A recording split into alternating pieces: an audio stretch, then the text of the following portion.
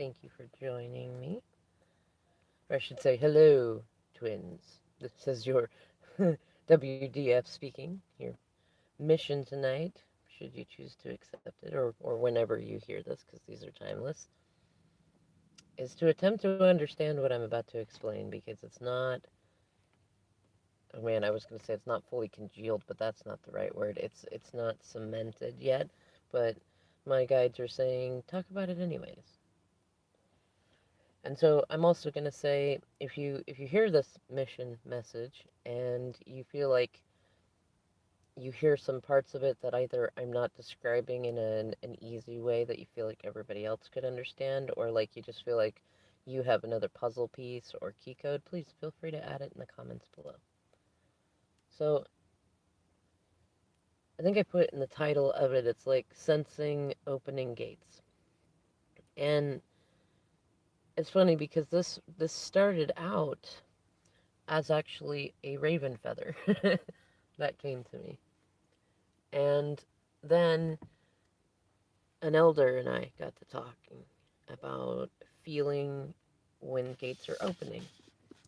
And then some more things happened that echoed that talk. And the reason I say ravens too is ravens, one of the totem meanings is they're the gatekeepers. Like I kind of think of it in a similar way too. There's a show called Once Upon a Time, and it's got a lot of fables and fairy tale characters in it. And there's the Mad Hatter, and in that series they have his hat is like you can jump into it and it's like almost like there's a ride that used to be at Disneyland. It was like this, you get in and it's a round room and there's a whole bunch of doorways in it.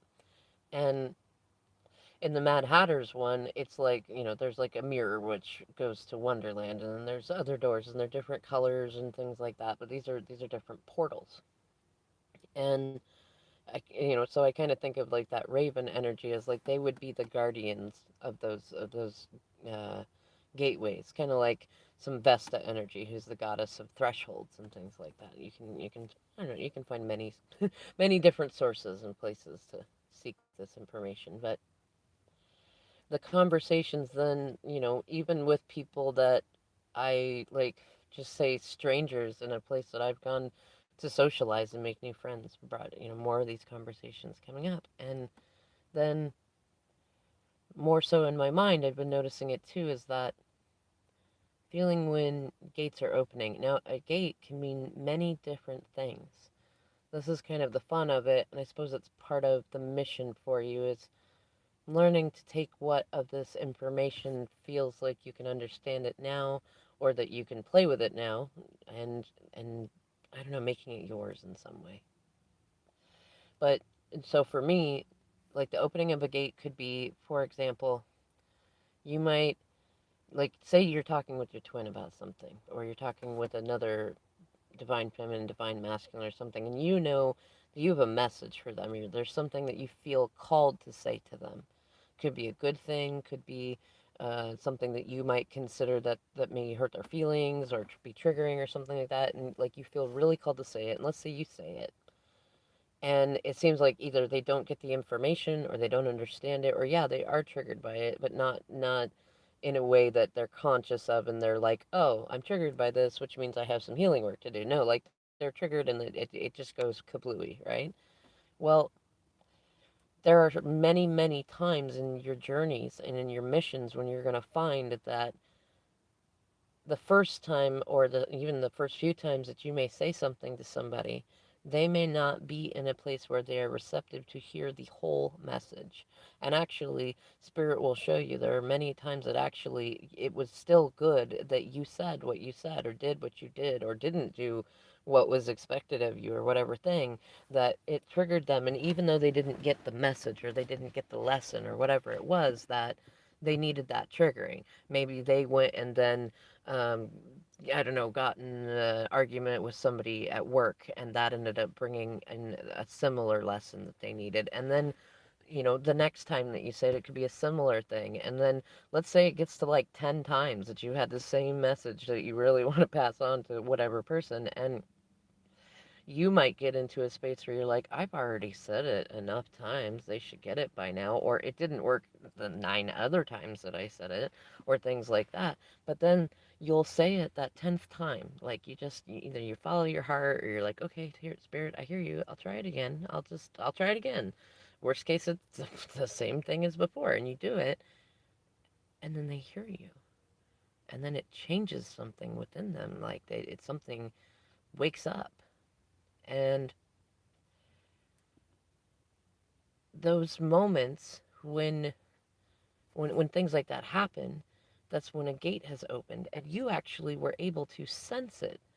And it's funny because I think part of the mission is in recognizing that just because we have done something with someone before, it doesn't mean that and let's say by like, 3D terms, it didn't seem to work. Or really what it is we didn't get the attention we wanted, or maybe we got rejected in the process while they were in a different healing space. Whatever reason it is, we get armored and think, well, I'm not gonna I'm not gonna warn them again, or I'm not gonna say I love you again, or I'm not gonna try this again, because we look at the past results and we think, well, I didn't get the result that I wanted out of this, and that hurt, and that took me out of my high vibration because I haven't worked on that shadow work, and so I'm going to not do that anymore. Kind of like the hot stove thing. Like we liken it to the hot stove. We touch the hot stove, it's hot. Ouch. Ooh, don't do that again, right? So you don't touch the hot stove again. You're a little more cautious about it. But there are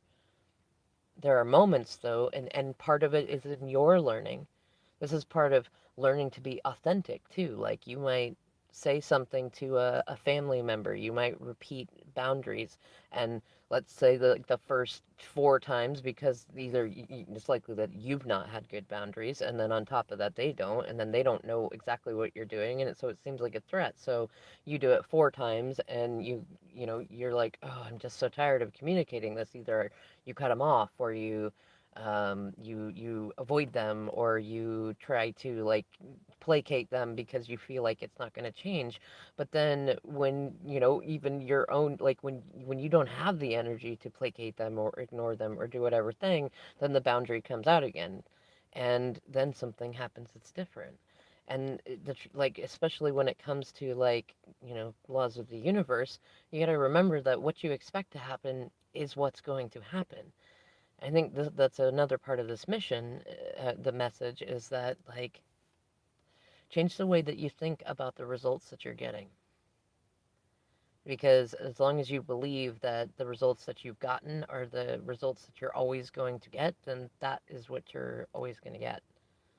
Like, you're always going to get the same results because you believe those are the results that you get. So if you believe that when you say something to somebody, when you share a heartfelt message, if you believe that if they don't answer you, or they reject you, or they don't immediately come running to you, that that is like a bad thing, then you get that, you hold that in your heart space, in your heart chakra, and then you use that to dull your own solar plexus, your own inner power, like, because you're not letting yourself be yourself, because you might feel rejected, or you might feel like you didn't get something that you really wanted. And when you change it to, like, okay, let's say that you say something to somebody, or you go to do something, and well, no, let's stick with one example at a time. So let's say you go to say something to somebody. Let's use a funny one. Like, you go to tell somebody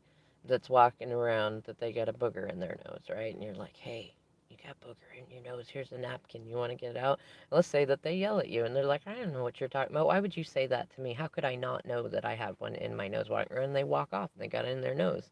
And then because other people kind of saw that reaction, nobody tells them. And then that person in the room is walking around with a booger in their nose because they reacted badly. Now, you got some choices in that moment. Do you become the person that feels like really butthurt about that they had a weird reaction, and you take it as there's something wrong with you? Or do you take it to where you're like, I'm never going to tell anybody they've got a booger in their nose again, because that one person wasn't nice when I said it. They didn't appreciate it. They didn't respond in a, oh, thank you so much kind of way. Do you never ever tell anybody that again? Or do you go to another place and say, that person is on an interesting place in their journey. And you know what? I bet you that that was spirit's way of simply saying, not right now. Like, this person is in a different place and they need to have the experience of having said booger in their nose. Maybe they'll flirt with somebody that they really like, and that person will be like, I really can't flirt with somebody who's got a giant booger hanging out of their nose. And then they're going to remember that you said that in the beginning. And then maybe it is that, like, few gatherings later, you run into that person again, and then they come to you and say, you know what, I really am sorry for the way that I treated you in that. But here's the thing.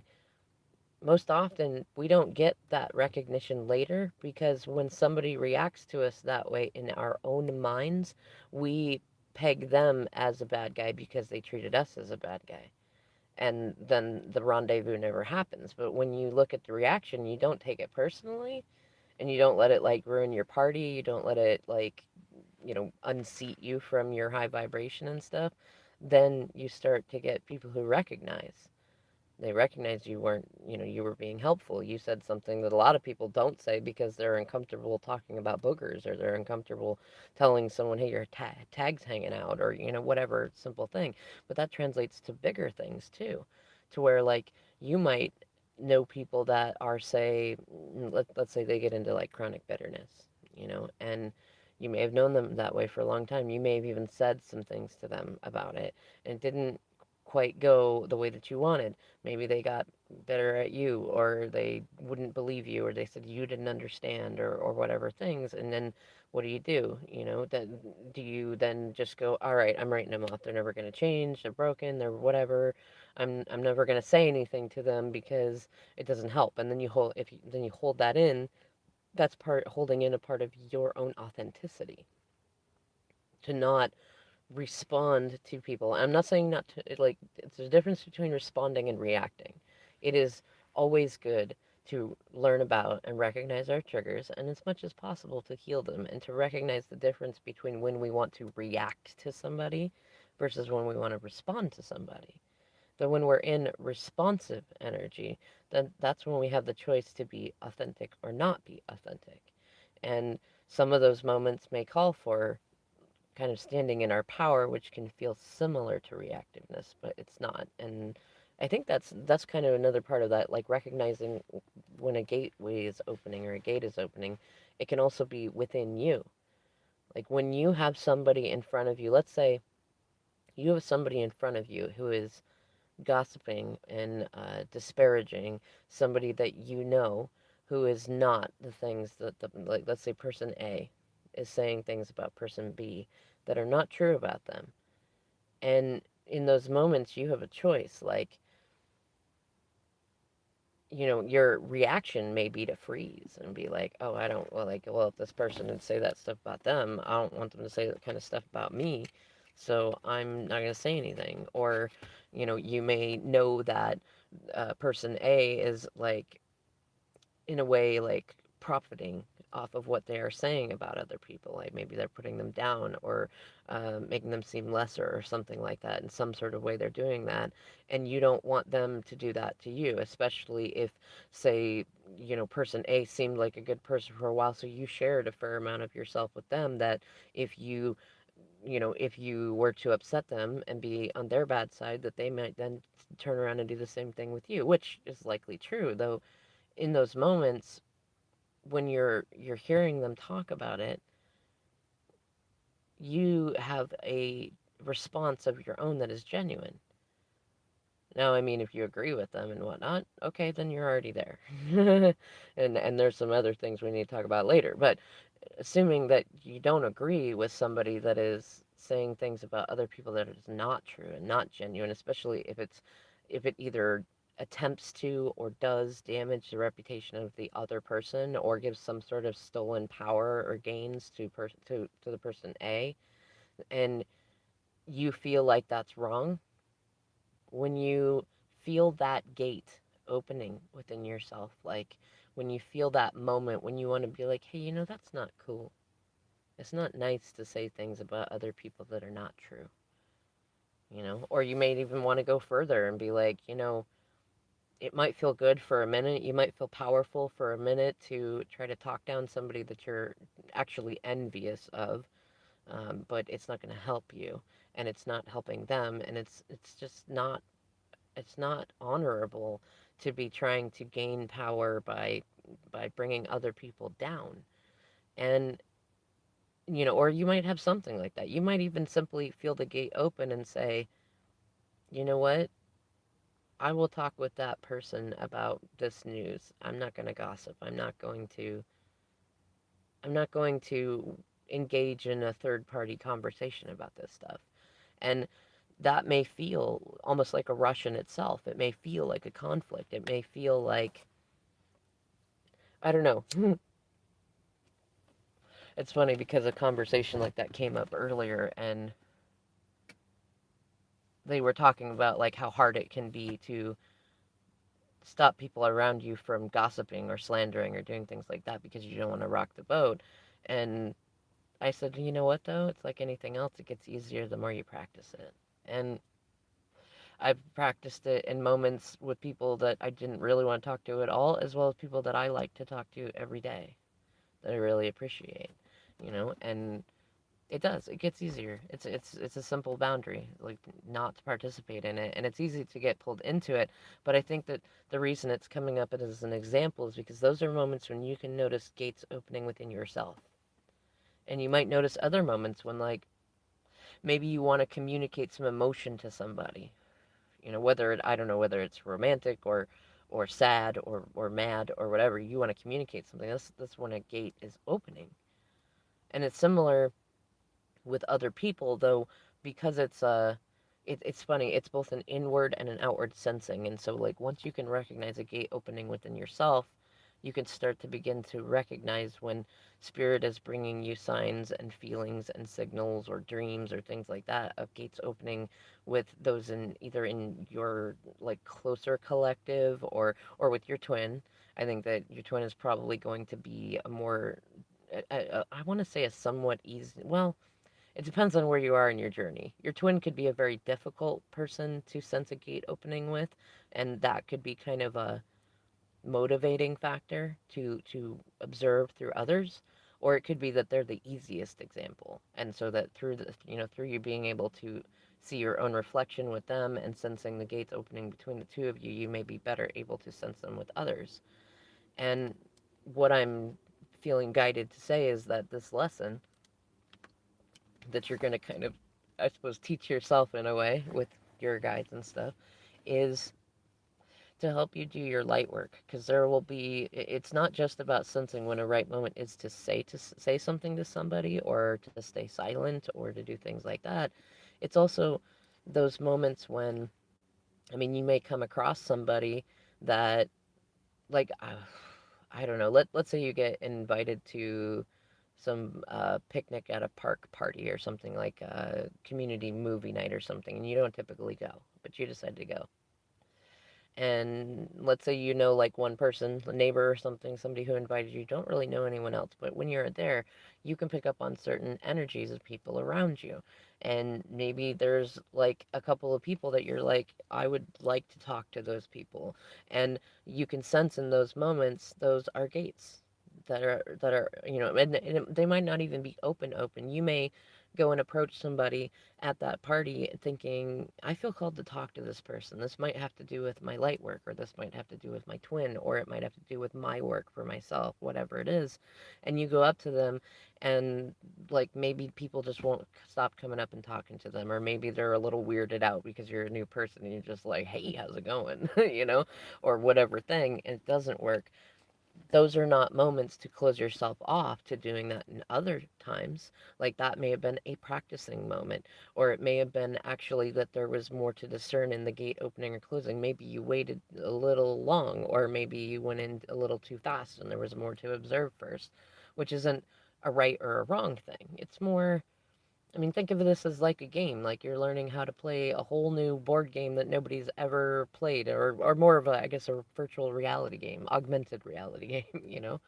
And in, fun games, there's timing, there's skill, there's strategy, there's, certain bits of data that you get in certain moments to help you complete certain quests and missions and things like that. And so that's kind of what these mission messages kind of are, is like here's some data, here's some stuff to think about, like find where it fits in for your thing, for the stuff that you're doing. And that reminds me of, I think I'm going to leave this as the last part of this mission message. The M's and the S's for me. I was thinking about something that actually the Divine Maverick had talked about in one of her, I think it's called Change Your Game piece, but there was a video some weeks ago that she talked about where just talking about, like, imagine that you're like you're the pieces on the Monopoly board, and like you're putting in a new piece, like and there was a, when she talked about it, she was talking about how like a lot of us can get caught up in this, like we're coming up into, we're in a new season, like, and each of us are in, some of us are in very similar places, others of us are really far off from each other, but we're all on the game board, so to speak. And we can get into this anxiety where we worry about, like, say we go on and we do our mission work and we do our light work, and we go, all right, DM or DF who's learning lessons in their own mission, I'm going to do some mission work. I'm going to focus on, being hollow bone and being available to spirit and working on me and enjoying this journey. And but then we get caught in kind of this unknown desperation energy of like, but what if, am I going to go through and play a whole round of this game without getting to see my twin? Or is there, if I remove my focus from our journey, is there not going to be these really good moments and stuff like that that I've been waiting for? And she had said something about like, don't worry, like their spirit's already got you covered. There's already times on the game board where like you will pop in, and a lot, and it's funny because in my mind I was getting downloads about like there's a lot of moments that will happen that you won't actually in 3D be involved in. Like, so don't fret if you don't see them on the way. Because they're going to happen whether you are conscious of them or not. And there will be other moments when you will be kind of handed information or things to say or things to think about, things, stuff like that, almost like some of these mission messages. Like, you will you will see where like you rolled the dice and it seemed like you weren't going to get much as good, but you landed on some sort of place on the board that let you skip 5 places ahead and draw an extra card that helped you, win an extra bit of money to do some cool thing later, or skip another few pieces ahead. Like, if you get into this mindset where it is fun, where it's a game, maybe that's the name of her video, is like, what if it's all just a game kind of thing. And it feels like this part of it, especially if you're feeling called to it, like this part where you're learning to sense gates opening and what different, like what gates could mean and stuff like that, is it's part of helping you learn to relax. Don't take it so seriously. And also, I mean, maybe put a little more seriousness into the fun of it. How about that? Like, enjoy it. Enjoy each moment that comes in, and be willing to take the risk of repeating a mistake, for lack of a better way to put it, because it may not have ever been a mistake. And start rethinking the way that you think about the reactions that you get. Like, just because you didn't get a response that was pleasant does not mean that it wasn't benevolent. It doesn't mean that it didn't do any good. It didn't mean that you were worthy of a moment of rejection. It didn't even mean you were actually rejected, because most of the time when we feel rejected, it's actually not, it's not a rejection in the way that we imagine it. Yes, it is a like, hey, you can't move forward and have the kissy kissy moment that you want, but it's probably better that you didn't. Maybe that person had like a tooth abscess or something you didn't know about, and like you really wouldn't have wanted to do that. Whatever it is.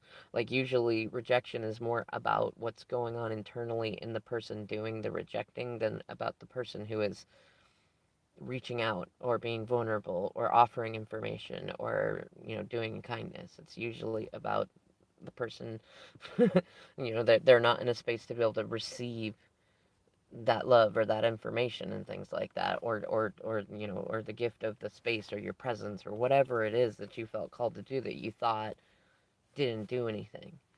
And those moments are great moments to simply go and observe as instead of thinking about them as moments of rejection is think about okay that's when the gate was closed or it had only opened briefly. Maybe some gates only open like for 30 seconds and like it kind of becomes like a jump rope game. Like you want to learn the timing and then okay, like all right, I know this song, I know the cadence, I can jump in and I can do it, right? And once you start to sense those moments, it can help relieve some of the desperation and help you build self-confidence also and really and help you to learn to discern your own inner voice, especially in what I was talking about it like recognize when you're in moments, whether it's you want to say something contrasting like hey that's not okay, or you want to say something amazing like wow you're awesome I love you, you know, or whatever that is. Like when you can recognize the gates opening within yourself, you can recognize them opening and closing within others, and the moments when it's good to say something, when it's good to not say something, when it's good to um, try something again or to not try things. There's so many different elements of this. So anyways, I'm going to end this here. I hope that those of you that have been listening enjoyed it, and those of you that will listen will enjoy it too. And like I said, this is kind of a little different than the last mission messages that I did. So